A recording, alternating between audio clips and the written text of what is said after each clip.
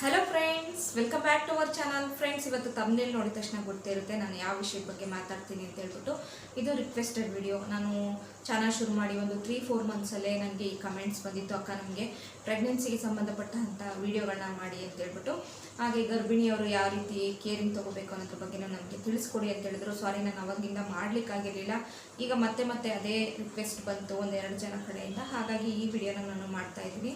So ನನಗೇನು ಗೊತ್ತು ಅಷ್ಟನ್ನು ಮಾತ್ರ ನಾನು ತಿಳಿಸ್ಕೊಡ್ಲಿಕ್ಕೆ ಖಂಡಿತ ಪ್ರಯತ್ನ ಮಾಡ್ತೀನಿ. ಸೊ ನಾನು ವಿಡಿಯೋ ಸ್ಟಾರ್ಟ್ ಮಾಡೋಕ್ಕಿಂತ ಮುಂಚೆ ಯಾರೆಲ್ಲ ಗರ್ಭಿಣಿಯರಿದ್ದಾರೆ ಅವ್ರಿಗೆಲ್ಲ ಒಳ್ಳೆಯದಾಗಲಿ.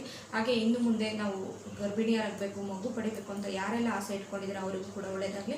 ನಿಮ್ಮ ಕಡೆಯಿಂದ ಒಂದು ಒಳ್ಳೆ ಮಗು ನಮ್ಮ ಸಮಾಜಕ್ಕೆ ಬರಲಿ, ಉತ್ತಮ ಪ್ರಜೆ ಆಗಲಿ ಅಂತ ನಾನು ಕೇಳ್ಕೊತೀನಿ. ಸೊ ನಾನು ಹಾಗೆ ನನ್ನ ಚಾನಲ್ನ ಯಾರೆಲ್ಲ ಹೊಸದಾಗಿ ನೋಡ್ತಿದ್ದೀರೋ ಪ್ಲೀಸ್ ಸಬ್ಸ್ಕ್ರೈಬ್ ಮಾಡ್ಕೊಂಡು ನೋಡಿ. ಹಾಗೆ ಪಕ್ಕದಲ್ಲಿರೋ ಬೆಲ್ಲೈಕನ್ನ ಪ್ರೆಸ್ ಮಾಡಿ. ವಿಡಿಯೋ ಇಷ್ಟ ಆದರೆ ಲೈಕ್, ಶೇರ್, ಕಮೆಂಟ್ಸ್ ಮಾಡೋದನ್ನು ಮರಿಬೇಡಿ. ಫ್ರೆಂಡ್ಸ್, ಈ ಪ್ರೆಗ್ನೆನ್ಸಿ ಅನ್ನೋದು ಒಂದು ಬ್ಲೆಸ್ಸಿಂಗ್ ಅಂತಲೇ ಹೇಳ್ಬೋದು. ನಿಜಕ್ಕೂ ತುಂಬ ಸಂತೋಷ ಕೊಡುವಂಥ ವಿಷಯ. ಸೊ ಫಸ್ಟ್ ನಮಗೆ ಹೇಗೆ ಗೊತ್ತಾಗುತ್ತೆ ಅಂತ ಹೇಳಿದ್ರೆ, ನಮ್ಮ ಪೀರಿಯಡ್ಸು ಸರಿಯಾಗಿ ಆಗ್ದಲೇ ಇದ್ದಾಗ, ಸ್ಟಾಪ್ ಆದಾಗ ನಮಗೆ ಗೊತ್ತಾಗುತ್ತೆ. ಸ್ಟಾಪ್ ಆದಾಗ ನಾವು ಏನು ಮಾಡ್ತೀವಿ, ಡಾಕ್ಟರ್ ಹತ್ರ ಹೋಗ್ತೀವಿ. ಡಾಕ್ಟರ್ ಹತ್ರ ಹೋದಾಗ ಡಾಕ್ಟರ್ ಹತ್ರ ಚೆಕ್ ಮಾಡಿಸ್ತೀವಿ. ಚೆಕ್ ಮಾಡಿಸಿದಾಗ ಪಾಸಿಟಿವ್ ಬಂತು ಅಂದರೆ ತುಂಬ ಆ ಟೈಮಲ್ಲಿ ಸಂತೋಷ ಕೊಡುತ್ತೆ. ಎಷ್ಟು ಸಂತೋಷ ಕೊಡುತ್ತೆ ಅಂದರೆ ಅದು ಹೇಳಲಿಕ್ಕೆ ಆಗಲ್ಲ. ಸೊ ಯಾರೆಲ್ಲ ಪ್ರೆಗ್ನೆನ್ಸಿ ಫೀಲಿಂಗ್ಸ್ನ ಅನುಭವಿಸಿರ್ತಾರೆ ಅವರಿಗೆ ಖಂಡಿತ ಗೊತ್ತಿರುತ್ತೆ. ಅಪ್ಪಂಗೆ ಅಮ್ಮಂಗೆ ಇಬ್ಬರಿಗೂ ಅಷ್ಟೇ ತುಂಬಾ ಖುಷಿ ಆಗುತ್ತೆ. ಅಂದರೆ ಗಂಡ ಹೆಂಡತಿಗೆ ಇಬ್ಬರಿಗೂ ಸಹ ತುಂಬ ಖುಷಿ ಆಗುತ್ತೆ. ಫಸ್ಟ್ನೇ ಮಗುವಲ್ಲಿ ತುಂಬಾ ಖುಷಿ ಕೊಡುತ್ತದು. ಅದಾದಮೇಲೆ ನಾವು ಏನು ಮಾಡಬೇಕು, ಆ ಟೈಮಲ್ಲಿ ತುಂಬ ಕೇರಿಂಗ್ ಆಗಿರಬೇಕು. ಸೊ ಫಸ್ಟು ನಾನು ಹೇಳೋದಿಷ್ಟೇ, ಪ್ರೆಗ್ನೆನ್ಸಿ ಇರೋರು ಒಳ್ಳೆ ಆಲೋಚನೆಗಳನ್ನ ಮಾಡಿ, ಒಳ್ಳೊಳ್ಳೆ ಫುಡ್ಗಳನ್ನ ತಿನ್ನಿ. ಹಾಗೆ ಮುಂದಿನ ಮಗು ಬಗ್ಗೆ ಕನಸುಗಳನ್ನ ಕಟ್ಕೊಳ್ಳಿ. ಸೊ ನಾವು ಯಾವ ರೀತಿ ಕನಸುಗಳನ್ನ ಕಟ್ಕೊಳ್ತಾ ಹೋಗ್ತೀವಿ ಅದೇ ರೀತಿ ಮಗು ಆಗುತ್ತೆ ಅಂತ ದೊಡ್ಡವರು ಹೇಳ್ತಾರೆ. ಅದು ನಿಜನೂ ಕೂಡ ಆಗಿದೆ. ನಾವು ನಮ್ಮ ಮಗು ಬಗ್ಗೆ ಒಳ್ಳೊಳ್ಳೆ ಕನಸು ಕಲ್ಪನೆಗಳನ್ನ ಬೆಳೆಸ್ಕೊಳ್ತಾ ಹೋದರೆ ಮಗುನೂ ಕೂಡ ಅದೇ ರೀತಿ ಹುಟ್ಟುತ್ತೆ. ಹಾಗೆ ಸಾಧ್ಯವಾದಷ್ಟು ಶಾಂತವಾಗಿ ತಾಳ್ಮೆಯಿಂದ ನೆಮ್ಮದಿಯಾಗಿರಿ ಅಂತ ಹೇಳ್ತೀನಿ. ಯಾಕೆಂದರೆ ನಾವು ಕಿರಿಕಿರಿ ಮಾಡಿಕೊಂಡು ನೆಮ್ಮದಿ ಹಾಳು ಮಾಡ್ಕೊಬಾರ್ದು ಈ ಟೈಮಲ್ಲಿ. ಇದು ಫಸ್ಟು ನಾವು ಫಾಲೋ ಮಾಡಬೇಕಾಗಿರುವಂಥ ವಿಚಾರ. ಅದಾದಮೇಲೆ ನಾವು ಡಾಕ್ಟರ್ ಹತ್ರ ಹೋಗ್ತೀವಿ. ಡಾಕ್ಟರ್ ಹತ್ರ ಹೋಗಿ ಅವರ ಕನ್ಸಲ್ಟ್ ಮಾಡಿದಾಗ ಅವರು ನಮಗೆ ಬೇಕಾಗಿರುವ, ಅಂದರೆ ನಮ್ಮ ದೇಹ ಸ್ಥಿತಿಗೆ ಬೇಕಾಗಿರುವಂತಹ ಮೆಡಿಸನ್ಗಳನ್ನ ಬರೆದು ಕೊಡ್ತಾರೆ. ಕೆಲವರು ಏನು ಮಾಡ್ತಾರೆ, ಆ ಮೆಡಿಸನ್ಗಳನ್ನ ತಗೊಳ್ಳಲ್ಲ. ತುಂಬ ಜನ ಇದನ್ನು ಇದು ಮಾಡ್ತಾರೆ. ಯಾಕೆಂದರೆ ಮಗು ಹೊಟ್ಟೆಯಲ್ಲಿ ತುಂಬ ಬೆಳೆದು ಬಿಡುತ್ತೆ, ಹಾಗಾಗುತ್ತೆ ಹೀಗಾಗುತ್ತೆ ಅಂತ ಹೇಳ್ಬಿಟ್ಟು ಕೆಲವರು ತೊಗೊಳ್ಳಲ್ಲ. ಅಂದರೆ ನಾರ್ಮಲ್ ಡೆಲಿವರಿ ಆಗಲ್ಲ ಅಂತೇಳಿ C-ಸೆಕ್ಷನ್ ಮಾಡಿಸ್ಕೋಬೇಕಾಗುತ್ತೆ ಅಂತೇಳಿ ಇದು ನಾವು ಮಾಡೋದು ಮೇನ್ ತಪ್ಪು. ಡಾಕ್ಟರ್ಸು ಅವರಿಗೆ ಚೆನ್ನಾಗಿ ಓದ್ಕೊಂಡಿರ್ತಾರೆ, ಪ್ರತಿಯೊಂದು ತಿಳಿದಿರುತ್ತೆ. ನಮ್ಮ ದೇಹಕ್ಕೆ ಹಾಗೆ ಮಗುವಿಗೆ ಏನೆಲ್ಲ ಬೇಕು ಅದರ ಬೆಳವಣಿಗೆಗೆ ಅಂತ ಹೇಳ್ಬಿಟ್ಟು ಕರೆಕ್ಟಾಗಿ ಮೆಡಿಸನ್ನ ಕೊಟ್ಟಿರ್ತಾರೆ. ಅದನ್ನು ರೆಗ್ಯುಲರಾಗಿ ನಾವು ತೊಗೊಳ್ಳೇಬೇಕಾಗುತ್ತೆ. ಹಾಗೆ ನಮಗೆ ಬೇಕಾಗಿರುವ ಫುಡ್ಸ್ ಏನಾಗಿದೆ ನೀವು ಡಾಕ್ಟರ್ ಹತ್ರ ತಿಳ್ಕೊಬೋದು, ಏನೆಲ್ಲ ಬೇಕು. ಸೊ ಯಾವ ರೀತಿ ಫುಡ್ಡನ್ನು ತೊಗೋಬೇಕು, ನಮ್ಮ ದೇಹ ಸ್ಥಿತಿ, ಮೇಯ್ನಾಗಿ ನಮ್ಮ ದೇಹ ಸ್ಥಿತಿ ಹೇಗಿದೆ ಅಂತ ತಿಳ್ಕೊಬೇಕಾಗುತ್ತೆ. ಅಂದರೆ ನಮ್ಮ ಪ್ರೆಗ್ನೆನ್ಸಿ ಸ್ವಲ್ಪ ಕ್ರಿಟಿಕಲ್ ಆಗಿದೆಯೋ ಇಲ್ಲ ನಾರ್ಮಲ್ ಪ್ರೆಗ್ನೆನ್ಸಿ ಇದೆಯೋ ಅನ್ನೋದನ್ನ ತಿಳ್ಕೊಳ್ಳಿ. ಕ್ರಿಟಿಕಲ್ ಆಗಿದ್ದರೆ ಅವರೇ ಹೇಳ್ತಾರೆ ನಿಮಗೆ ಬೆಡ್ ರೆಸ್ಟ್ ಮಾಡಿ, ಜಾಸ್ತಿ ಓಡಾಡಬೇಡಿ, ಸ್ಟೆಪ್ಸ್ ಹತ್ತಬೇಡಿ, ಕಂಪ್ಲೀಟಾಗಿ ಬೆಡ್ ಮೇಲೆ ಇದೆ ಅಂತ ಹೇಳ್ತಾರೆ. ಸೊ ನಾರ್ಮಲಾಗಿದೆ ಅಂತ ಹೇಳಿದ್ರೆ ನೀವೇನಕ್ಕೂ ಅಷ್ಟೊಂದು ತಲೆ ಕೆಡಿಸ್ಕೊಳಕ್ಕೆ ಹೋಗ್ಬೇಡಿ. ಹಂಗಂತೇಳಿ ಸ್ಟೆಪ್ಸ್ನೆಲ್ಲ ಜಾಸ್ತಿ ಹತ್ತಿಳಿಯೋದಾಗಲಿ, ವೆಯ್ಟನ್ನು ಎತ್ತೋದಾಗಲಿ, ತುಂಬ ಜರ್ನಿ ಮಾಡೋದಾಗಲಿ ಇದು ಯಾವುದು ಕೂಡ ಒಳ್ಳೆಯದಲ್ಲ. ಸೊ ಸಾಧ್ಯವಾದಷ್ಟು ಕಂಪ್ಲೀಟಾಗಿ ಇದನ್ನು ಅವಾಯ್ಡ್ ಮಾಡಿ, ನಿಧಾನವಾಗಿ ಓಡಾಡಿ. ಒಂದು 2-5 ತಿಂಗಳ ತನಕ ತುಂಬ ಇರಬೇಕಾಗುತ್ತೆ. 3 ತಿಂಗಳ ತನಕನಾದರೂ ಅಷ್ಟೇ ತುಂಬಾ ಕೇರ್ಫುಲ್ಲಾಗಿರಬೇಕಾಗುತ್ತೆ. ಈ ಟೈಮಲ್ಲಿ ಏನಾದರೂ ತೊಂದರೆಗಳಾಗೋ ಚಾನ್ಸಸ್ ಇರುತ್ತೆ. ಹಾಗೆ ನೀವು ಪ್ರೆಗ್ನೆನ್ಸಿ ಆದಾಗ ಆ ಥರ ಫುಡ್ ತಿನ್ನಬೇಕು, ಈ ಥರ ಫುಡ್ ತಿನ್ನಬೇಕು ಅಂತ ತುಂಬ ಆಸೆ ಬರುತ್ತೆ ಕೆಲವರಿಗೆಲ್ಲ. ಎಲ್ರಿಗೂ ಬರುತ್ತೋ ಇಲ್ಲೋ ಗೊತ್ತಿಲ್ಲ, ಕೆಲವ್ರಿಗೆ ತುಂಬಾ ಆಸೆ ಬರುತ್ತೆ. ಹಂಗಂತ ಹೇಳ್ಬಿಟ್ಟು ಈ ದೇಹಕ್ಕೆ ಒಗ್ದಿದ್ದಂತಹ ಆಹಾರಗಳನ್ನ ತಿನ್ಲಿಕ್ಕೆ ಹೋಗ್ಬಿಡಿ. ಉದಾಹರಣೆಗೆ ಫ್ರೂಟ್ಸಲ್ಲಿ ನಾವು ಪೈನಾಪಲ್ ತಿನ್ನಬಾರ್ದು, ಕಸ್ಟರ್ಡ್ ಆ್ಯಪಲ್ ತಿನ್ನಬಾರ್ದು, ಹಾಗೆ ಪಪಾಯ ತಿನ್ನಬಾರ್ದು, ಇದು ಕೂಡ ಒಳ್ಳೆಯದಲ್ಲ. ಹಾಗೆ ವೆಜಿಟೇಬಲ್ಸಲ್ಲಿ ಕಾಲಿಫ್ಲವರು, ಹಾಗೆ ಸ್ವೀಟ್ ಪೊಟ್ಯಾಟೊ ಈ ಥರದ್ದು. ಆಮೇಲೆ ಎಳ್ನೀರು ಕುಡಿಯೋದು, ಜಾಸ್ತಿ ಎಳ್ನೀರು ಕುಡಿಯೋದು ಸಹ ಒಳ್ಳೆಯದಲ್ಲ. ಇದನ್ನೆಲ್ಲ ಕಂಪ್ಲೀಟಾಗಿ ಅವಾಯ್ಡ್ ಮಾಡ್ಕೊತ ಬನ್ನಿ.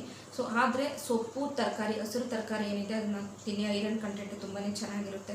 ಅದನ್ನು ಜಾಸ್ತಿ ಆಹಾರದಲ್ಲಿ ಬಳಸಿ. ಹಾಗೆ ಮಿಕ್ಸ್ಡ್ ಫ್ರೂಟ್ಸ್ಗಳನ್ನ ಸಹ ತಿನ್ಕೊಳ್ತಾ ಹೋಗಿ. ಆ್ಯಪಲ್ ಆಗಿರ್ಬೋದು, ಒಳ್ಳೆ ಬನಾನಾ ಆಗಿರ್ಬೋದು, ಏಲಕ್ಕಿ ಬಾಳೆಹಣ್ಣು ಬರುತ್ತಲ್ಲ ಅದನ್ನು ತಿನ್ನೋದಾಗಲಿ, ಡೈಲಿ ಅದನ್ನು ನೀವು ಫಾಲೋ ಮಾಡ್ಕೊತ ಬನ್ನಿ. ಪೊಮೊಗ್ರೆನೇಟ್, ದಾಳಿಂಬೆನ ತಿನ್ನಿ. ದಾಳಿಂಬೆನ ನೀವು ತಿಂತಾ ಇದ್ದೀರಂದರೆ ಒಂದೇ ಸಲ ಹೆವಿಯಾಗಿ ತಿನ್ಲಿಕ್ಕೆ ಹೋಗ್ಬೇಡಿ. ಯಾಕೆಂದರೆ ಎದೆ ಒತ್ತಿದ ಥರ ಆಗ್ತಾ ಇರುತ್ತೆ. ನಾರ್ಮಲಾಗಿದ್ದವರೇ ನಾವು ಜಾಸ್ತಿ ದಾಳಿಂಬೆ ತಿಂದರೆ ನಮಗೆ ಒಂಥರ ಅನ್ಕಂಫರ್ಟಬಲ್ ಫೀಲ್ ಆಗುತ್ತೆ. ಹಾಗಾಗಿ ದಾಳಿಂಬೆನ ಆದ್ರೂ ದಾಳಿಂಬೆ ತುಂಬಾ ಒಳ್ಳೆಯದು. ದೇಹದಲ್ಲಿ ನಮ್ಮ ಹಿಮೋಗ್ಲೋಬಿನ್ನ ಹೆಚ್ಚಿಸ್ತಾ ಹೋಗುತ್ತೆ. ಹಾಗಾಗಿ ನೀವು ದಾಳಿಂಬೆನೂ ಸಹ ತಿನ್ನೋದು ತುಂಬಾ ಒಳ್ಳೆಯದು. ಸೊ ಪ್ರೆಗ್ನೆನ್ಸಿ ಟೈಮಲ್ಲಿ ಮೇಯ್ನಾಗಿ ನಮಗೆ ಬರುವಂತಹ ಪ್ರಾಬ್ಲಮ್ ಬಂದ್ಬಿಟ್ಟು ಯೂರಿನ್ ಇನ್ಫೆಕ್ಷನ್, ಮೇಯ್ನಾಗಿ ಯೂರಿನ್ ಇನ್ಫೆಕ್ಷನ್ನು, ಥೈರಾಯ್ಡ್ ಆಗಿರ್ಬೋದು ಅಥವಾ ಕಿಡ್ನಿ ಸ್ಟೋನ್ ಆಗಿರ್ಬೋದು, ಬಿ ಪಿ, ಶುಗರ್. ಸೊ ಈ ಮೇಯ್ನಾಗಿ ಈ ಪ್ರಾಬ್ಲಮ್ಸ್ಗಳು ಜಾಸ್ತಿ ಬರುತ್ತೆ. ಇನ್ನು ನಾವು ಥೈರಾಯ್ಡ್ ಬಗ್ಗೆ ಮಾತಾಡ್ಲಿಕ್ಕೆ ಹೋದರೆ, ಕೆಲವರಿಗೆ ಪ್ರೆಗ್ನೆನ್ಸಿಗಿನ ಮುಂಚೆನೇ ಥೈರಾಯ್ಡ್ ಇರುತ್ತೆ. ಥೈರಾಯ್ಡ್ ಇತ್ತು ಅಂತ ಹೇಳಿದ್ರೆ ಪ್ರೆಗ್ನೆನ್ಸಿ ಅನ್ನೋದೇ ತುಂಬ ಲೇಟಾಗಿ ಆಗುತ್ತೆ, ಅಂದರೆ ಪ್ರೆಗ್ನೆಂಟ್ ಆಗೋದೇ ಕಷ್ಟ ಆಗುತ್ತೆ. ಕೆಲವರಿಗೆ ಪ್ರೆಗ್ನೆನ್ಸಿಯಲ್ಲೇ ಥೈರಾಯ್ಡ್ ಬರುತ್ತೆ. ಅಂಥವ್ರಂತೂ ಪೊಟ್ಯಾಟೊ, ನಾನು ಹೇಳಿದಾಗ ಸ್ವೀಟ್ ಪೊಟ್ಯಾಟೊ ಈ ಥರದ್ದೆಲ್ಲ ಕಂಪ್ಲೀಟಾಗಿ ಬಿಟ್ಬಿಡ್ಬೇಕು.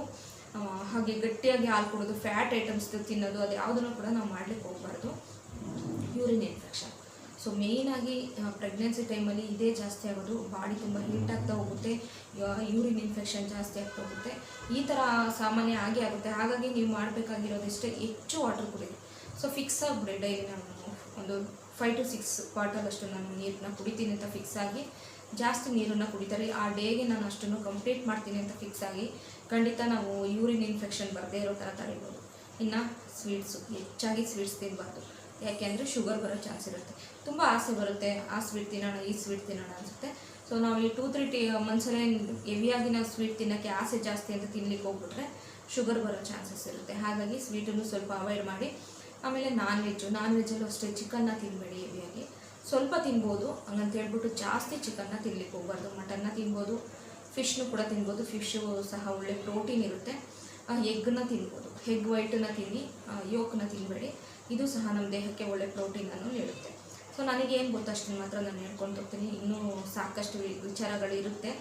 ನೀವು ಎಲ್ಲರ ಹತ್ರನೂ ಕೇಳಿ ತಿಳ್ಕೊಳ್ಳಿ. ಇಂಥ ಸಂದರ್ಭದಲ್ಲಿ ದೊಡ್ಡವರು ಹತ್ರ ಕೇಳಿ ತಿಳ್ಕೊಬೇಕು. ನಾನು ಯಾಕೆ ಈ ವಿಡಿಯೋನ ಮಾಡ್ತಾಯಿದ್ದೀನಿ ಅಂದರೆ, ಕೆಲವರು ಮನೆಗಳಲ್ಲಿ ಇಬ್ಬರೇ ಇರ್ತಾರೆ, ಗಂಡ ಹೆಂಡತಿ ಇಬ್ಬರೇ ಇರ್ತಾರೆ. ಸೊ ಯಾವ ರೀತಿ ಫುಡ್ ತೊಗೋಬೇಕು, ಯಾವ ರೀತಿ ನಾವು ಇರಬೇಕು ಅನ್ನೋದು ಕೂಡ ಗೊತ್ತಾಗೋದಿಲ್ಲ. ಅಂಥವ್ರಿಗೆ ಸ್ವಲ್ಪ ಮಟ್ಟಿಗೆ ಹೆಲ್ಪ್ ಆಗಲಿ ಅಂತ. ಇನ್ನು ಕೆಲವ್ರ ಮನೆಯಲ್ಲಿ ಜಾಯಿಂಟ್ ಫ್ಯಾಮಿಲಿ ಇರುತ್ತೆ, ದೊಡ್ಡವರು ನಮಗೆ ತಿಳಿಸಿ ಹೇಳ್ತಾರೆ. ನಾನು ಯಾವತ್ತು ಹೇಳೋದಿಷ್ಟೇ, ಪ್ರೆಗ್ನೆನ್ಸಿ ಟೈಮಲ್ಲಿ ದೊಡ್ಡವರು ಅನ್ನಿಸ್ಕೊಂಡು ಮನೇಲಿ ಇರಬೇಕು, ಅಂಥವ್ರ ಜೊತೆ ಇರಬೇಕು.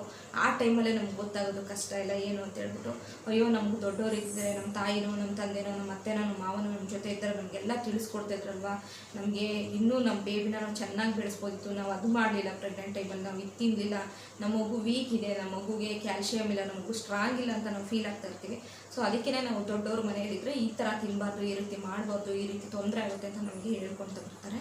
ಸೊ ಅಂಥವರು ಪೇರೆಂಟ್ಸು ಜೊತೇಲಿ ಇಲ್ದಿರೋ ಅಂಥವ್ರಿಗೆ ಹೆಲ್ಪ್ ಆಗಲಿ ಅನ್ನೋದಕ್ಕೋಸ್ಕರ ನಾನು ಈ ವಿಡಿಯೋನ ಮಾಡ್ತಾಯಿದ್ದೀನಿ ಅಷ್ಟೇ. ಸೊ ನಾನು ಹೇಳ್ದಂಗೆ ಹಾಗೆ 2 to 5 months, 5 months ಅಂದರೆ 6-7 months ತನಕ ನಮ್ಮ ಬೇಬಿ ಏನಿರುತ್ತೆ 2 monthsಲ್ಲಿ ಒಂದು ಎಗ್ ಥರ ಇರುತ್ತೆ. ಆ ಎಗ್ ಶೇಪ್ ಬರ್ತಾ ಹೋಗುತ್ತೆ, ಅಂದರೆ ಸಣ್ಣ ಸಣ್ಣ ಪಾರ್ಟ್ಸ್ಗಳು ಬೆಳೀತಾ ಹೋಗುತ್ತೆ. ಆ ಟೈಮಲ್ಲಿ ಆ ಬೆಳವಣಿಗೆ ಸಂದರ್ಭದಲ್ಲಿ ಬೇಕಾಗಿರೋದು ಒಳ್ಳೆ nutrition food. So nutrition food ಮೇಯ್ನಾಗಿ ಬೇಕು ಅಂದರೆ 2 to 5 monthsಲ್ಲಿ. ಆ 2 to 7 monthsಲ್ಲಿ ಮಗು ಕಂಪ್ಲೀಟಾಗಿ ಬೆಳವಣಿಗೆ ಆಗ್ತಾ ಹೋಗುತ್ತೆ. Heart beat 3 month 4 month heart beat ಕೂಡ ಸ್ಟಾರ್ಟ್ ಆಗ್ತಾ ಹೋಗುತ್ತೆ. ಹಾಗಾಗಿ ತುಂಬ ಆವೇಶ ಪಡೋದಾಗಲಿ, ತುಂಬ ಜೋರಾಗಿ ನಾವು ಜಗಳ ಮಾಡ್ಕೊಳ್ಳೋದಾಗಲಿ, ಹಿಂಸೆ ಮಾಡ್ಕೊಳ್ಳೋದಾಗಲಿ, ಕಿರಿಕಿರಿ ಮಾಡ್ಕೊಳ್ಳೋದಾಗಲಿ, ಕೋಪ ಮಾಡ್ಕೊಳ್ಳೋದಾಗಲಿ, ಇದೆಲ್ಲ ಕೂಡ ನಾವು ಬಿಟ್ಟರೆ ಒಳ್ಳೆಯದು. ಯಾಕೆಂದರೆ ತುಂಬ ಶಾಂತವಾಗಿ ಎಷ್ಟು ನಾವು ನೆಮ್ಮದಿಯಾಗಿರ್ತೀವೋ ಅಷ್ಟು ನಮ್ಮ ಮಗು ಒಳಗಡೆ ಸಮೃದ್ಧವಾಗಿ ಬೆಳೀತಾ ಹೋಗುತ್ತೆ ಅಂತ ಹೇಳ್ಬೋದು. ಆರೋಗ್ಯಕರವಾಗಿ ಬೆಳೀತಾ ಹೋಗುತ್ತೆ ಅಂತ ಹೇಳ್ಬೋದು. ಆರೋಗ್ಯಕರವಾಗಿ ಮಗು ಬೆಳಿಬೇಕಂದ್ರೆ ನಾವು ಮಾಡಬೇಕಾಗಿರೋದಷ್ಟು, ನಾವು ಆರೋಗ್ಯವಾಗಿರಬೇಕು. ನಾವು ಮೇಯ್ನಾಗಿ ಆರೋಗ್ಯವಾಗಿರಬೇಕು. ನಾವು ಒಳ್ಳೆ ಫುಡ್ನ ತೊಗೋಬೇಕು, ಒಳ್ಳೊಳ್ಳೆ ಫ್ರೂಟ್ಸು, ವೆಜಿಟೇಬಲ್ಸ್ನ ತಿಂದು ನಮ್ಮ ದೇಹಕ್ಕೆ ಬೇಕಾಗಿರೋ ನ್ಯೂಟ್ರಿಷನನ್ನು ತೊಗೋಬೇಕು. ಹಾಗೆ ಡಾಕ್ಟ್ರು ಕೊಡುವಂತಹ ಟ್ಯಾಬ್ಲೆಟ್ಸು, ಸಿರಪ್ಗಳು ಅದನ್ನೆಲ್ಲ ನಾವು ತೊಗೊಳ್ತಾ ಹೋಗ್ಬೇಕಾಗುತ್ತೆ. ಡಾಕ್ಟ್ರು ಮೇಯ್ನಾಗಿ ನಮಗೆ ಕ್ಯಾಲ್ಶಿಯಮ್, ಮೂಳೆ, ನಮಗೆ ಮಗುನ ಒಂದು ಕ್ಯಾರಿ ಮಾಡ್ತಾಯಿದ್ವಿ ಅಂತ ಹೇಳಿದ್ರೆ ಮೂಳೆಯಲ್ಲಿ ನಮಗೆ ಬಲ ಬೇಕು. ಸೊ ಆ ಬಲ ಬೇಕು ಅಂತ ಹೇಳಿದ್ರೆ ನಾವು ಕ್ಯಾಲ್ಶಿಯಮು, ಐರನ್ ಕಂಟೆಂಟ್ ಇರೋದನ್ನು ನಾವು ತೊಗೊಳ್ಳೇಬೇಕಾಗುತ್ತೆ. ಹಂಗಂತ ಹೇಳ್ಬಿಟ್ಟು ಹೆವಿ ಫ್ಯಾಟ್ ಐಟಮ್ಸ್ನ ತೊಗೊಳ್ಲಿಕ್ಕೆ ಹೋಗ್ಬೋದು. ಸೊ ನೀವು ಕೆಲವ್ರಿಗೆ ಏನಾಗುತ್ತೆ, ಈ 2 to 5 monthsಲ್ಲಿ ತುಂಬ ನಿದ್ರೆ ಬರ್ತಾ ಇರುತ್ತೆ. ಹಗ್ಲೊತ್ತು ತುಂಬ ನಿದ್ದೆ ಮಾಡ್ತಾರೆ, ನೈಟ್ ಟೈಮ್ ನಿದ್ದೆ ಬರಲ್ಲ. ಅದರಲ್ಲಿ ಶುಗರ್ ಇದ್ದು ಸ್ಟಾರ್ಟ್ ಆಯ್ತಂದರೆ ನೈಟ್ ಫುಲ್ಲು ನಿದ್ದೆ ಮಾಡಲಿಕ್ಕಾಗಲ್ಲ. ಯಾಕೆಂದರೆ ಪದೇ ಯೂರಿನ್ ಪಾಸ್ ಮಾಡಬೇಕು, ಈ ಥರ ಎಲ್ಲ ಪ್ರಾಬ್ಲಮ್ಸ್ ಆಗ್ತಿರುತ್ತೆ. ಹಾಗಾಗಿ ಏನಾಗುತ್ತೆ, ಬೇಗ ಬೆಳಗ್ಗೆ ಎದ್ದೇಳೋಕ್ಕಾಗೋದಿಲ್ಲ, ಕೆಲಸ ಮಾಡಲಿಕ್ಕಾಗಲ್ಲ, ಈ ರೀತಿ ಆಗುತ್ತೆ. ಸೊ ಸಾಧ್ಯವಾದಷ್ಟು ನೆಮ್ಮದಿಯಾಗಿ ಸ್ವಲ್ಪ ಬೇಗನೆ ಮಲ್ಕೊಳ್ಳಿ. ಚೂರು ನಿಮ್ಗೆ ಯಾವಾಗ ಆಗುತ್ತೋ ಅವಾಗ ಎದ್ದೇಳಿ. ನಾನು ಟೈಮಿಂಗ್ಸ್ ಹೇಳೋಕ್ಕೆ ಹೋಗಲ್ಲ, ಇಷ್ಟೊತ್ತಿಗೆ ಎದ್ದೇಳಿ ಅಷ್ಟೊತ್ತಿಗೆ ಎದ್ದೇಳಿ ಅಂತ ಹೇಳ್ಬಿಟ್ಟು. ಎದ್ದ ತಕ್ಷಣ ಬಾಡಿಗೆ ಒಂದು ರೀತಿ ಶಕ್ತಿ ಬೇಕು ಅಂತ ಹೇಳಿದ್ರೆ ನೈಟೇ ಒಂದು 4 ಬಾದಾಮಿ ಎಲ್ಲ ನೆನೆಸಿಡಿ, ಬೆಳಗ್ಗೆನೇ ತಿನ್ನಿ. ಬ್ರಷ್ ಮಾಡಿದ ತಕ್ಷಣ ತಿನ್ಕೊಳ್ಳಿ. ಅದಾದಮೇಲೆ ನೀವು ಡೈಲಿ ರೆಗ್ಯುಲರಾಗಿ ಒಂದು ಮೊಟ್ಟೆ ತಿನ್ನೋಕ್ಕೆ ಸ್ಟಾರ್ಟ್ ಮಾಡಿ. ಒಂದು ಮೊಟ್ಟೆ, ಸಾಧ್ಯವಾದಷ್ಟು ನಾಟಿ ಮೊಟ್ಟೆ ತಿನ್ನಿ. ನಾಟಿ ಮೊಟ್ಟೆನೂ ಸಹ ದೇಹಕ್ಕೆ ಒಳ್ಳೆಯದು. ಹಸಿ ಮೊಟ್ಟೆ ಎಲ್ಲ ಕುಡಿಲಿಕ್ಕೆ ಹೋಗ್ಬೇಡಿ. ವೈಟ್ ಅಂದರೆ ವೈಟನ್ನು ತಿನ್ನಿ, ಎಗ್ಗನ್ನ, ಎಲ್ಲೋನ ಬಿಟ್ಬಿಡಿ. ಅದಾದಮೇಲೆ ನೀವು ಹಾಲು ಕುಡೀರಿ. ಹಾಲನ್ನ 1 ಗ್ಲಾಸ್, ಎಲ್ಲದನ್ನು ಸಹ ನೀವು ಒಂದು 10 minutes ಕಾಲು ಗಂಟೆ ಈ ಥರ ಬಿಟ್ಟು ಬಿಟ್ಟು ಮಾಡಬೇಕು. ಒಂದೇ ಸತಿ ಹೆವಿಯಾಗಿ ತೊಗೊಳಕ್ಕೆ ಹೋಗ್ಬೇಡಿ. ಹೆವಿಯಾಗಿ ತೊಗೊಂಡ್ರೆ ನಮಗೇನೆ ದೇಹಕ್ಕೆ ಒಂದು ರೀತಿ ಎದೆಯಲ್ಲಿ ಒತ್ತಿರೋ ಥರ ಈ ರೀತಿ ಎಲ್ಲ ಫೀಲ್ ಆಗ್ತಾ ಹೋಗುತ್ತೆ. ಭಾರ ಅನ್ಸೋದು, ಸುಸ್ತಾಗೋದು, ಸೆಕೆ ಥರ ಆಗೋದು, ಈ ರೀತಿ ಎಲ್ಲ ಆಗುತ್ತೆ. ಹಾಗಾಗಿ ಲಿಮಿಟಾಗಿ ತೊಗೊಳ್ಳಿ, ಆರಾಮಾಗಿ ತೊಗೊಳ್ಳಿ, ನಿಧಾನವಾಗಿ ತಿನ್ನಿ, ನೆಮ್ಮದಿಯಾಗಿ ಓಡಾಡಿಕೊಂಡು ಆರಾಮಾಗಿರಿ. ಅದಾದಮೇಲೆ ಒಂದು ಗ್ಲಾಸ್ ಹಾಲು ತೊಗೊಳ್ಳಿ. ಒಂದು ಗ್ಲಾಸ್ ಒಂದು ಈ ಸೈಜಲ್ಲಿ ಗ್ಲಾಸಲ್ಲಿ ಹಾಲು ತೊಗೊಳ್ಳಿ. ತುಂಬ ಫ್ಯಾಟ್ ಇರೋ ಹಾಲು ಮಿಲ್ಕನ್ನ ತೊಗೊಳಕ್ಕೆ ಹೋಗ್ಬೇಡಿ. ಸ್ವಲ್ಪ ನೀರು ಅಂದರೆ ಒಂದು ಗ್ಲಾಸ್ ನೀವು ಹಾಲು ತೊಗೊಂಡ್ರೆ ಅಂದರೆ ಒಂದು ಗ್ಲಾಸ್, ಒಂದು ಮುಕ್ಕಾಲು ಗ್ಲಾಸ್ ಅಷ್ಟು ನೀರನ್ನು ಅದರಲ್ಲಿ ಮಿಕ್ಸ್ ಮಾಡ್ಕೊಳ್ಳಿ. ಈ ರೀತಿಯಾಗಿ ಹಾಲು ತೊಗೊಳ್ಳಿ. ಅದಕ್ಕೆ ನಾನು ಹೇಳಿದ್ದು ಮುಂಚೆನೇ ಪ್ರೋಟೀನ್ ಪೌಡ್ರ್ಗಳು ಆಗಲಿ ಅಥವಾ ಮದರ್ಸ್ ಹಾರ್ಲಿಕ್ಸ್ ಈ ರೀತಿದೆಲ್ಲ ಬರುತ್ತೆ. ನಿಮಗೆ ಯಾವ ಫ್ಲೇವರ್, ಕೆಲವು ಆಹಾರ ಅಂದ್ರೇ ಒಂದು ರೀತಿ ವಾಮಿಟಿಂಗ್ ಈ ಥರ ಆಗೋದು, ಒಂದು ರೀತಿ ಹಿಂಸೆ ಆಗೋದು, ಈ ರೀತಿ ಎಲ್ಲ ಆಗುತ್ತೆ. ಸ್ಮೆಲ್ಗಳು ನೋಡಿದ್ರೆ ಆಗಲ್ಲ. ನಿಮಗೆ ಯಾವ ಫ್ಲೇವರು ನಿಮಗೆ ಸೂಟ್ ಆಗುತ್ತೆ ಅಂತ ನೀವು ತಿಳ್ಕೊಳ್ಳಿ. ನನಗೆ ಇದು ತಿನ್ನೋಕ್ಕಾಗುತ್ತೆ, ಇದು ತಿನ್ನೋಕ್ಕಾಗಲ್ಲ, ಅದೇ ಫ್ಲೇವರಿನ ಪ್ರೋಟೀನ್ ಪೌಡ್ರ್ಗಳಿರುತ್ತೆ. ಆ ಥರದನ್ನ ನೀವು ತರಿಸ್ಕೊಳ್ಳಿ, ಹಾಲು ಜೊತೆ ಕುಡೀರಿ. ಸೊ ದೇಹಕ್ಕೆ ಶಕ್ತಿ ಬರುತ್ತೆ. ಹಾಗೆ ಮಗು ಬೆಳವಣಿಗೆಗೂ ಕೂಡ ಒಳ್ಳೆಯದಾಗುತ್ತೆ. ಅದನ್ನು ಕುಡ್ಕೊಳ್ತಾ ಬನ್ನಿ. ಕೆಲವರೆಲ್ಲ ಕೇಸರಿ ಅದು ಇದು ಎಲ್ಲ ಹಾಕೊಂಡು ಕುಡಿತಾರೆ. ಅನುಕೂಲ ಇರೋರು ಕುಡಿತಾರೆ, ಅನುಕೂಲ ಇಲ್ಲದಿರೋರು ಮಾಮೂಲಿಯಾಗಿ ನಾವು ಹಾಲನ್ನೇ ತೊಗೋಬೋದು. ಅದಾದಮೇಲೆ ನೀವು ಒಂದು ಹಾಫ್ ಆನ್ ಅವರು, ಒಂದು 15 ಮಿನಿಟ್ಸ್, ಹಾಫ್ ಆನ್ ಅವರ್ ಬಿಟ್ಟ ಮೇಲೆ ನೀವು ಬ್ರೇಕ್ಫಾಸ್ಟ್ ಮಾಡಿ. ಬ್ರೇಕ್ಫಾಸ್ಟ್ ಮಾಡಬೇಕಾದ್ರೂ ಅಂದ್ರೂ ತುಂಬ ಹೆವಿಯಾಗಿ ತಿನ್ನೋಕೆ ಹೋಗ್ಬಿಡಿ. ಒಂದೇ ಸಲ ಲೈಟಾಗಿ ತೊಗೊಳ್ಳಿ ಬ್ರೇಕ್ಫಾಸ್ಟನ್ನು. ಸ್ವಲ್ಪ ಲೈಟಾಗಿ ಬ್ರೇಕ್ಫಾಸ್ಟನ್ನು ತಿನ್ನಿ. ಬ್ರೇಕ್ಫಾಸ್ಟಲ್ಲೂ ವೆಜಿಟೇಬಲ್ಸ್ ಹೆಚ್ಚಿಗೆ ಇರಲಿ, ಜಾಸ್ತಿ ಒಳ್ಳೆ ನ್ಯೂಟ್ರಿಷನ್ಸು, ಸೆರಾಲ್ಸ್ ಆಗಿರ್ಬೋದು, ಈ ಥರದ್ದನ್ನೆಲ್ಲ ನೀವು ಬೇಳೆಕಾಳುಗಳನ್ನ ಸಹ ತಿಂದ್ಕೊಳ್ಳಿ, ಚೆನ್ನಾಗಿರುತ್ತೆ. ದೇಹಕ್ಕೆ ಶಕ್ತಿ ಕೊಡುವಂತಹ ಆಹಾರಗಳನ್ನ ನೀವು ಚೂಸ್ ಮಾಡ್ಕೊಳ್ಳಿ. ಅದಾದಮೇಲೆ ನೀವು ಸ್ವಲ್ಪ ಹೊತ್ತು ಓಡಾಡಿ ಮನೆಯಲ್ಲಿರೋ ಸಣ್ಣ ಪುಟ್ಟ ಕೆಲಸಗಳನ್ನೆಲ್ಲ ಮಾಡ್ಕೊಳ್ಳಿ. ಒಂದು ಬಟ್ಟೆ ಒಣಗಕ್ಕಾಗಿರ್ಬೋದು, ಬಟ್ಟೆನ ಎತ್ತಿಕ್ಕೋದಾಗಿರ್ಬೋದು, ನಿಧಾನವಾಗಿ ಕಸ ಗುಡಿಸೋದಾಗಿರ್ಬೋದು, ಈ ರೀತಿ ಎಲ್ಲ ಮಾಡಿ. ಸೊ ಈ 2 to 5 ಮಂತ್ಸಲ್ಲಿ ಕೂತ್ಕೊಂಡು ಬಟ್ಟೆ ಒಗೆಯೋದು, ಕೂತ್ಕೊಂಡು ಪಾತ್ರೆ ತೊಳೆಯೋದು ನಾವು ಅವಾಯ್ಡ್ ಮಾಡ್ಕೊಳ್ಳಿ. ಸಿಂಕಲ್ಲಿ ನಿಂತ್ಕೊಂಡು ಪಾತ್ರೆ ತೊಳೆಯೋದು ಆ ಥರದ್ದೆಲ್ಲ ಆದರೆ ನಿಮಗೆ ಅನುಕೂಲ ಆಗುತ್ತೆ. ಯಾಕೆ ಅಂದರೆ ಈಗ ತುಂಬ ಸರಿಯಾಗಿ ಕೂತ್ಕೊಳ್ಳೋ ಪೊಸಿಷನಲ್ಲಿ ನಾವು ಕೂತ್ಕೊಳ್ಳೋಕ್ಕಾಗಲ್ಲ ನೋಡಿ. ಆ ಟೈಮಲ್ಲಿ ನಾವು ಹೇಗೆ ಬೇಕಾಗಿ ಕೂತ್ಕೊಳ್ಳೋದು, ಕೆಲಸಗಳನ್ನ ಮಾಡೋದು, ಇದೂ ಸಹ ಡೇಂಜರ್ಸ್ ಇರುತ್ತೆ. 2 to 5 ಮಂತ್ಸಲ್ಲಿ ನಾವು 6-7 ಮಂತ್ ಆದಮೇಲೆ ಆ ರೀತಿ ಮಾಡಿದರೆ ಏನು ತೊಂದರೆ ಇರಲ್ಲ.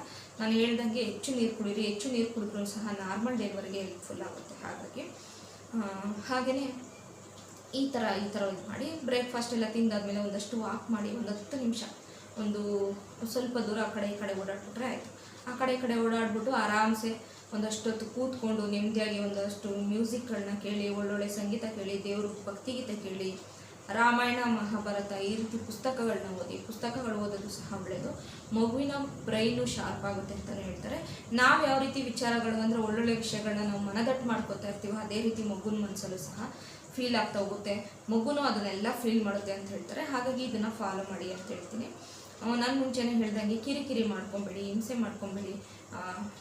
ಒಂದು ರೀತಿ ಜಗಳ ಈ ರೀತಿ ಎಲ್ಲ ಮಾಡ್ಕೊಳ್ಳೋದು, ಕೋಪ ಎಲ್ಲ ಮಾಡ್ಕೊಂಡ್ರೆ ನಮ್ಮ ಮಗುನೂ ಕೂಡ ಅದೇ ರೀತಿ ಆಗುತ್ತೆ. ಮನೆಯಲ್ಲಿ ಒಂದಷ್ಟು ಮಗುಗೆ ಸಂಬಂಧಪಟ್ಟ ಫೋಟೋಗಳನ್ನ ತಂದು ಹಾಕ್ಕೊಳ್ಳಿ. ಅದನ್ನು ನೋಡ್ತಾ ಇದ್ರು ಒಂದು ರೀತಿ ಫೀಲ್ ಆಗ್ತಾ ಇರುತ್ತೆ, ಖುಷಿ ಆಗ್ತಾ ಇರುತ್ತೆ. ಅದೇ ರೀತಿ ಮಗುನೂ ಕೂಡ ಹುಟ್ಟುತ್ತೆ ಅಂತ ಹೇಳ್ತಾರೆ. ಇದ್ರ ಬಗ್ಗೆನೂ ಗಮನ ಹರಿಸಿ. ಹಾಗೆ ಪ್ರೆಗ್ನೆನ್ಸಿ ಈಗ 4-5 ಮಂತ್ಸಲ್ಲಿ ಕಂಪ್ಲೀಟಾಗಿ ನೀವು ಜರ್ನಿ ಮಾಡಲಿಕ್ಕೆ ಹೋಗ್ಬೇಡಿ. ಈ 5 ಮಂತ್ 7 ಮಂತ್ ತನಕ ಜರ್ನಿ ಮಾಡಲಿಕ್ಕೆ ಹೋಗ್ಬೇಡಿ. ಅಮ್ಮನ ಮನೆಗೆ ಹೋಗೋಣ, ಇಲ್ಲಿ ನೋಡ್ಕೊಳೋರು ಇರಲ್ಲ, ಲಾಂಗ್ ಜರ್ನಿ ಮಾಡಬೇಕಾಗಿರುತ್ತೆ, ಈ ಥರ ಎಲ್ಲ ನೀವು ಟೆನ್ಷನ್ ತೊಗೊಂಡು ಇದು ಮಾಡ್ಕೊಳಕ್ಕೆ ಹೋಗ್ಬೇಡಿ. ನಾವು ಸಿಂಗಲ್ ಆಗಿದ್ರೂ ಪರವಾಗಿಲ್ಲ, ನಮ್ಮ ದೇಹನ ನಾವು ಕಾಪಾಡ್ಕೊಳಕ್ಕಾಗುತ್ತೆ, ನಾವು ಕೆಲಸಗಳನ್ನ ನಾವು ಮಾಡ್ಕೋತೀವಿ ಅಂತ ಮೈಂಡಲ್ಲಿ ಫಿಕ್ಸ್ ಮಾಡ್ಕೊಳ್ಳಿ.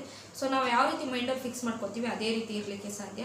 ನಾವು ನಮ್ಮ ಕೈಯಲ್ಲಿ ಆಗೋದೇ ಇಲ್ಲಪ್ಪ, ನನಗೆ ಇದಾಗಲ್ಲ, ನಮ್ಗೆ ಅದಾಗಲ್ಲ ಅಂತ ಅಂದ್ಕೊಂಡು ಕೂತ್ಕೊಂಡ್ರೆ ನಾವು ಅದೇ ಥರನೇ ಆಗೋಗುತ್ತೆ. ಹಾಗಾಗಿ ಒಂದು 5-7 ಮಂತ್ ತನಕ, ಆಮೇಲೆ ಒಂದು 3 ಟೈಮ್ಸ್ ನಾವು TT ಇಂಜೆಕ್ಷನ್ ಹಾಕ್ಸ್ಕೊಳ್ಬೇಕಾಗುತ್ತೆ. ಅದನ್ನು ನಾವು ರೆಗ್ಯುಲರಾಗಿ ನಿಮಗೆ ಡಾಕ್ಟರ್ ಯಾವಾಗ ಹೇಳಿರ್ತಾರೆ ಆಗ ಬ್ಲಡ್ ಚೆಕಪ್ ಆಗಿರ್ಬೋದು, ಯೂರಿನ್ ಚೆಕಪ್ ಆಗಿರ್ಬೋದು, HIV ಟೆಸ್ಟು ಈ ಥರದ್ದೆಲ್ಲ ಮಾಡ್ತಾರೆ. ಪ್ರೆಗ್ನೆನ್ಸಿ ಸಂಬಂಧಪಟ್ಟ ಅದೆಲ್ಲದನ್ನು ಕೂಡ ಮಾಡಿಸಿ, ಅದ್ರ ಬಗ್ಗೆ ನೆಗ್ಲೆಕ್ಟ್ ಮಾಡ್ಕೊಳಕ್ಕೆ ಹೋಗ್ಬೇಡಿ, ಅದನ್ನೆಲ್ಲ ಮಾಡಿಸಿ.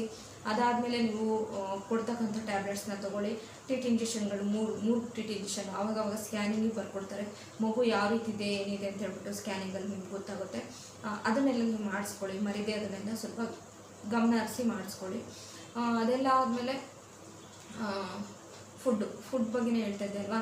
ಸೊ ಮಟನ್ನ ತಿನ್ಕೊಬೋದು, ಚಿಕನ್ ತಿನ್ಬೋದು ಅಂತೇಳಿ ಹೆವಿಯಾಗಿ ತಿನ್ಬೇಡಿ. ವೀಕ್ಲಿ ಒಂದ್ಸತಿ ತಿನ್ಕೊಬೋದು. ರೆಗ್ಯುಲರ್ ಮೊಟ್ಟೆ, ರೆಗ್ಯುಲರ್ ಹಾಲೆಣ್ಣೆಲ್ಲ ಬೆಳಗ್ಗೆ ಬ್ರೇಕ್ಫಾಸ್ಟ್ ಆದಮೇಲೆ ನಿಮಗೆ ಮಧ್ಯಾಹ್ನ ಒಂದು 10:30, 11 ಗಂಟೆ, 12 ಗಂಟೆ ಈ ಟೈಮಲ್ಲಿ ನೀವು ರಾಗಿ ಗಂಜಿ ಕುಡೀರಿ.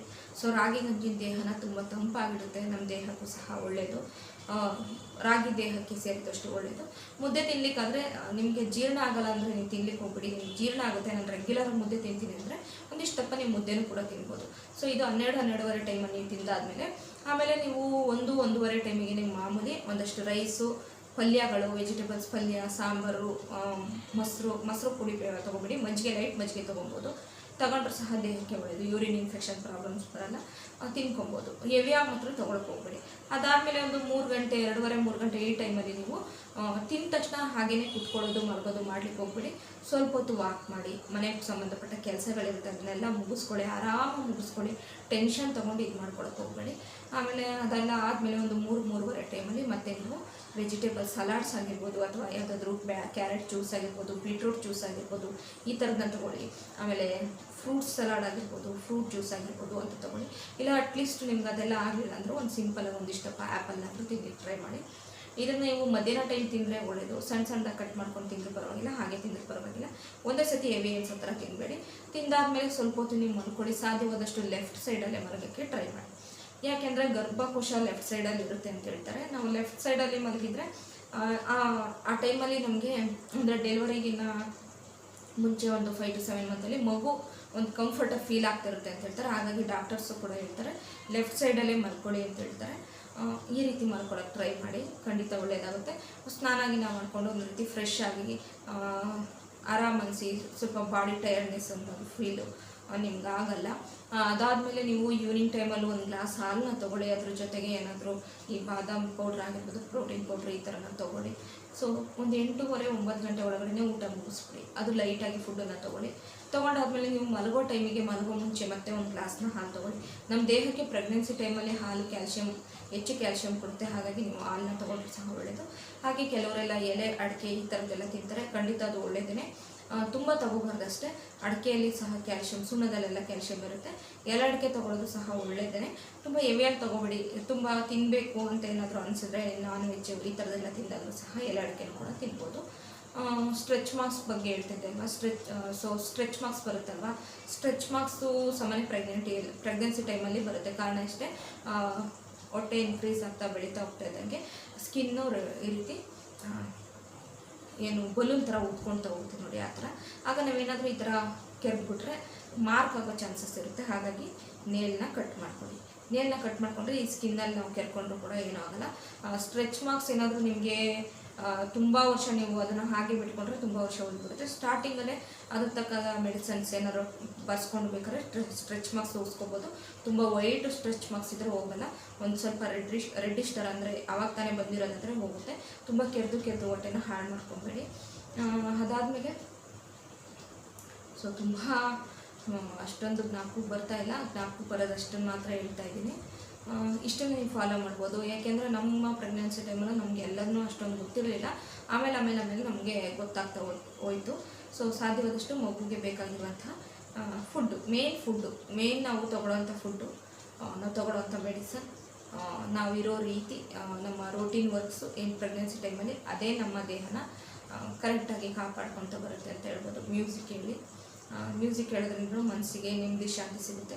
ಹಾಗೆ ಒಂದು 7-8 ಮಂತು ನೀವು ನಾರ್ಮಲ್ ಡೆಲಿವರಿ ಆಗಲೇಬೇಕು ಅಂತ ಅನಿಸಿದ್ರೆ ನೀವು ಸ್ವಲ್ಪ ಚೆನ್ನಾಗಿ ವರ್ಕ್ನ ಮಾಡಿ, ಕೆಲಸ ಮಾಡಿ. ನೀವು ಆರಾಮ್ಸೆ ಇದ್ದರೆ, ನಿಮ್ಮ ದೇಹ ಆರಾಮಾಗಿದ್ದೀವಿ, ಏನೂ ತೊಂದರೆ ಇಲ್ಲ ಅಂದರೆ ಒಂದಷ್ಟು ಕೆಲಸಗಳನ್ನ ಮಾಡಿ, ಅವ್ರು ಹೇಳೋವಂಥ ಕೆಲವೊಂದಷ್ಟು ಎಕ್ಸಸೈಸ್ಗಳನ್ನ ಮಾಡಿ. ಆ ಎಕ್ಸಸೈಸ್ ಮಾಡೋದ್ರಿಂದಲೂ ಸಹ ನಾರ್ಮಲ್ ಡೆಲಿವರಿ ಆಗುತ್ತೆ ಅಂತ ಹೇಳ್ತಾರೆ. ಬಾಡಿನೂ ಫ್ಲೆಕ್ಸಿಬಲ್ ಆಗಿರುತ್ತೆ ಅಂತ ಸಹ ಹೇಳ್ತಾರೆ. 7-8 ಮಂತಲ್ಲಿ ಬೇಬಿ 6 ಮಂತಲ್ಲೆಲ್ಲ ನಮಗೆ 6 ಮಂತಲ್ಲೆಲ್ಲ ನಮಗೆ ಬೇಬಿ ಓಡಾಡೋದು ಸ್ವಲ್ಪ ಗೊತ್ತಾಗ್ತಾ ಹೋಗುತ್ತೆ.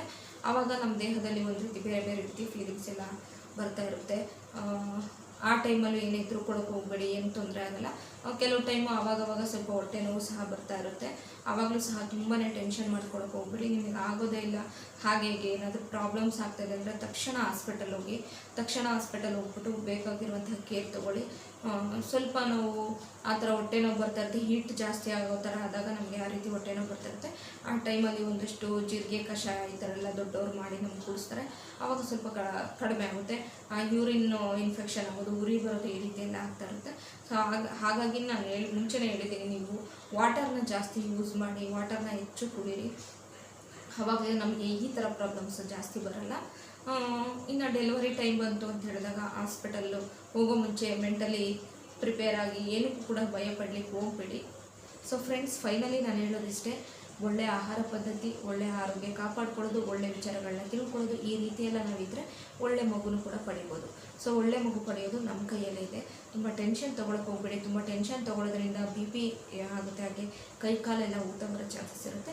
ಅದಕ್ಕೆಲ್ಲ ಭಯ ಪಡಲಿಕ್ಕೆ ಹೋಗಬೇಡಿ. ಆರಾಮಾಗಿ, ನಾರ್ಮಲಾಗಿ, ಕಾಮಾಗಿ, ಕೂಲಾಗಿರಿ, ಎಲ್ಲದೂ ಸಹ ಸರಿ ಹೋಗುತ್ತೆ. ಹಾಸ್ಪಿಟಲ್ ಹೋಗ್ತಾ ಇದ್ದೀವಿ ಅಂತ ಭಯ ಪಡೋದು ಈ ರೀತಿ ಎಲ್ಲ ಮಾಡ್ಕೊಳಕ್ಕೆ ಹೋಗಬೇಡಿ. ಎಲ್ರಿಗೂ ಆಗೋದೇ ನಮಗೂ ಕೂಡ ಆಗೋದು. ಹಾಗಾಗಿ ಎಲ್ಲದನ್ನು ನಾರ್ಮಲಾಗಿ ತೊಗೊಳ್ಳಿ, ಖುಷಿಯಾಗಿರಿ, ಎಂಜಾಯ್ ಮಾಡಿ ಅಂತ ಹೇಳ್ತೀನಿ. ಈ ಟೈಮ್ನ, ಪ್ರೆಗ್ನೆನ್ಸಿ ಟೈಮ್ನ ತುಂಬ ಎಂಜಾಯ್ ಮಾಡಿ, ಆರಾಮಾಗಿರಿ, ಎಲ್ಲರೂ ಸಹ ಖುಷಿಯಾಗಿರಿ. ಯಾರೆಲ್ಲ ಪ್ರೆಗ್ನೆನ್ಸಿ ಇದ್ರೋ ಅವರಿಗೆಲ್ಲ ಆಲ್ ದಿ ಬೆಸ್ಟ್ ಹೇಳ್ತಾ ನಾನು ವೀಡಿಯೋನ ಎಂಡ್ ಮಾಡ್ತೀನಿ. ನನ್ನ ವೀಡಿಯೋನ ಎಂಡ್ ಮಾಡೋದಕ್ಕಿಂತ ಮುಂಚೆ ನನ್ನ ಚಾನಲ್ನ ಯಾರೆಲ್ಲ ಹೊಸ್ದಾಗಿ ನೋಡ್ತಿದ್ರ ಪ್ಲೀಸ್ ಸಬ್ಸ್ಕ್ರೈಬ್ ಮಾಡ್ಕೊಂಡು ನೋಡಿ. ಹಾಗೆ ಪಕ್ಕದಲ್ಲಿ ಬೆಲ್ ಐಕಾನ್ ಇದೆ, ಅದು ಸಹ ಪ್ರೆಸ್ ಮಾಡಿ. ವಿಡಿಯೋ ಇಷ್ಟ ಆದರೆ ಲೈಕ್, ಶೇರ್, ಕಮೆಂಟ್ಸ್ ಮಾಡೋದನ್ನು ಮರಿಬೇಡಿ. ಹಾಗೆ ಇನ್ನೇನಾದರೂ ನಿಮಗೆ ಡೌಟ್ಸು, ಸಣ್ಣ ಪುಟ್ಟ ಡೌಟ್ಸ್ ಇದ್ದರೆ ನನಗೆ ಕೇಳಿ, ಕಮೆಂಟ್ಸಲ್ಲಿ ಕೇಳಿ. ನನಗೆ ಎಷ್ಟು ಸಾಧ್ಯವೋ, ನನಗೆ ಎಷ್ಟು ಗೊತ್ತೋ ಅಷ್ಟು ನಾನು ಹೇಳಲಿಕ್ಕೆ ಟ್ರೈ ಮಾಡ್ತೀನಿ. ಸೊ ಈಗ ನನಗೇನು ಗೊತ್ತಿದೆ, ಇಷ್ಟೆಲ್ಲ ಜ್ಞಾಪಕ ಇದೆ, ಅಷ್ಟನ್ನು ಮಾತ್ರ ಮಾಹಿತಿನ ತಿಳಿಸ್ಕೊಟ್ಟಿದ್ದೀನಿ ಫ್ರೆಂಡ್ಸ್. ಓಕೆ ಫ್ರೆಂಡ್ಸ್, ಇವತ್ತಿನ ವೀಡಿಯೋನ ಇಲ್ಲಿ ಎಂಡ್ ಮಾಡ್ತೀನಿ. Thank you for watching. Bye. ಮತ್ತೆ ಮುಂದಿನ ಇನ್ನೊಂದು ಒಳ್ಳೆಯ ವೀಡಿಯೋ ಜೊತೆ ಸಿಗೋಣ.